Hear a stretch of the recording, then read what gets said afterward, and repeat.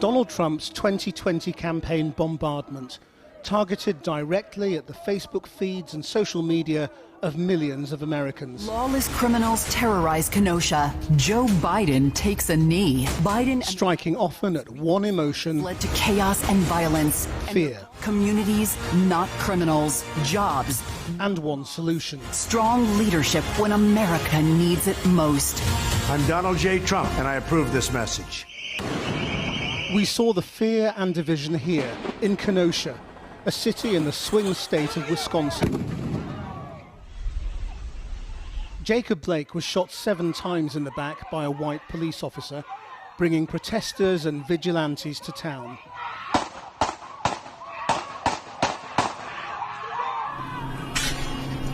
As protest gave way to riot, shops and offices were razed to the ground. The burned-out buildings would soon provide the perfect backdrop for Donald Trump to reach out to millions of voters classified in his campaign database as open to persuasion. A thing like this should never happen. It ended almost from the minute we came in.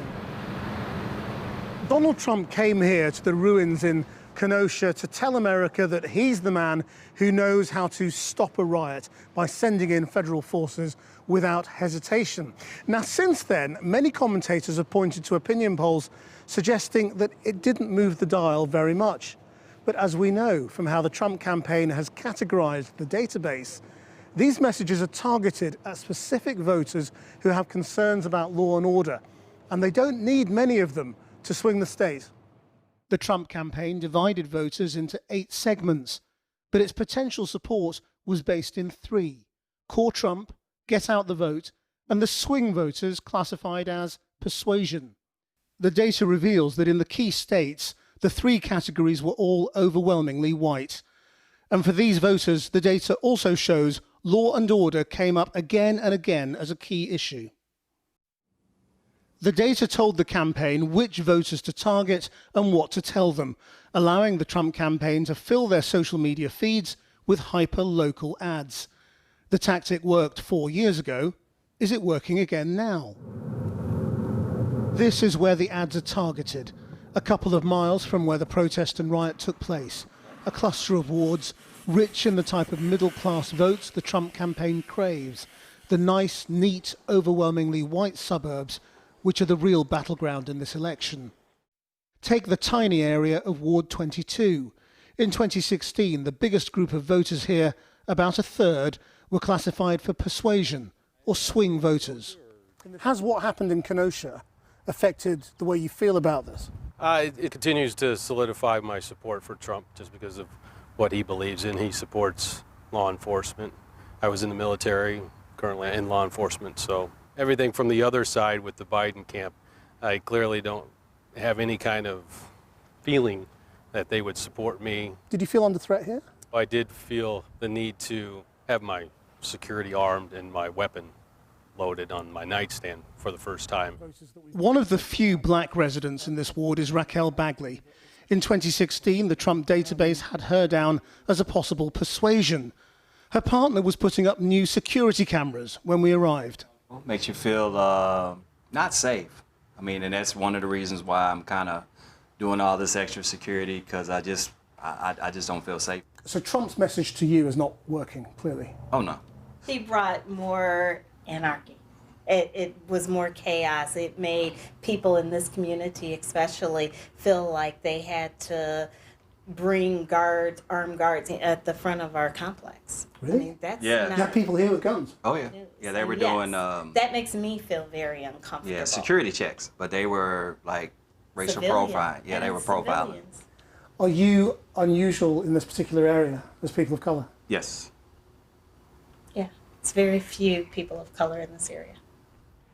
This is Ward 77 in Kenosha, and it's a very keenly fought area between the Republicans and Democrats. It went for Obama in 2012 very narrowly, and then in 2016, Donald Trump won it by just 20 votes. Now, the Republican database identified nearly 1 in 4 people in this small area as possibly persuadable to vote Republican. It's apparent here that 4 years of Donald Trump in the White House has made some people previously categorized as open to persuasion clearly not. I saw the Biden sign in your front yard, but in 2016, the Trump campaign thought you were open to persuasion and then actually a Trump supporter. Really? I wonder what that was. How would they judge that, or where they got that idea?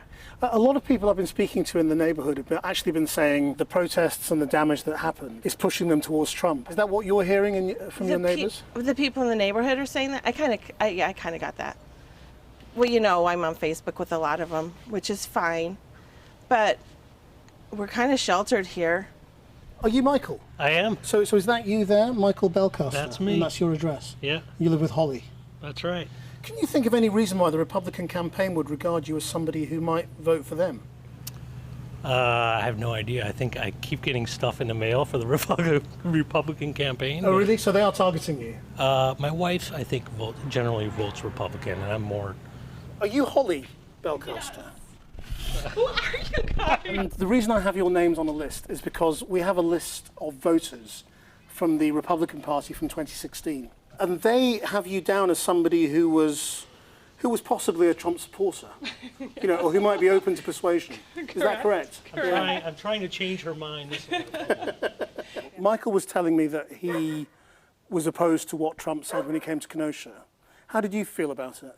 About Trump coming to Kenosha? Yeah. I actually was very happy that he came to Kenosha. They went to see the... Yeah, we went. I took the kids to go see. I was at work. To go see him, and I felt that if it wasn't for Trump,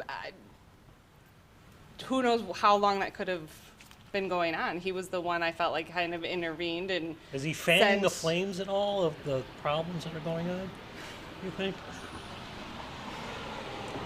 I think there were a lot of angry or people, is he but doing I anything personally was to happy that he came here. quell I the felt, flames? Yeah. And so has it made you more likely to vote for him again? Yes, that made me a little bit stronger. I probably could have maybe been swayed a little bit easier, but I felt like it pulled on my heartstrings a little bit more than I felt like he cared. To protect Wisconsin's families, communities, not criminals. I'm Donald J. Trump, and I approve this message. Does that kind of message appeal to you? Yeah. No, absolutely not.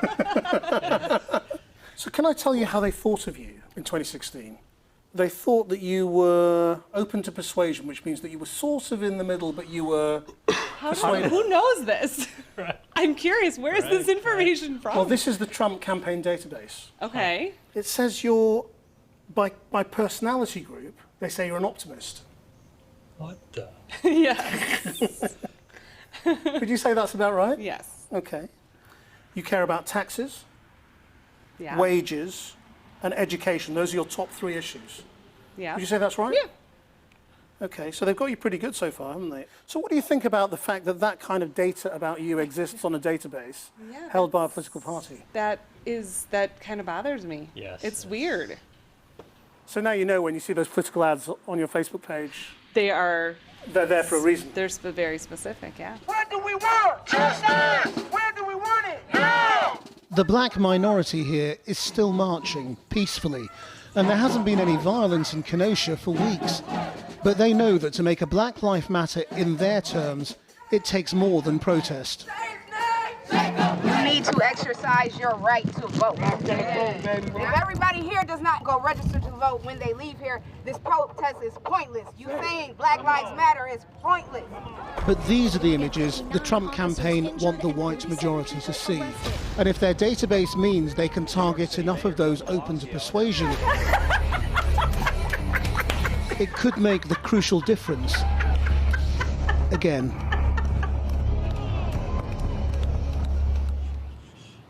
Well, President Barack Obama appears to have reacted to our revelations of last night. In a campaign video supporting Joe Biden, he accused Donald Trump's White House of working to keep people from voting, adding they were especially targeting communities of color. Right now, from the White House on down, folks are working to keep people from voting, especially communities of color. That's because there's a lot at stake in this election. Not just our pandemic response or racial justice, but our democracy itself. So it's more important than ever to make your voice heard.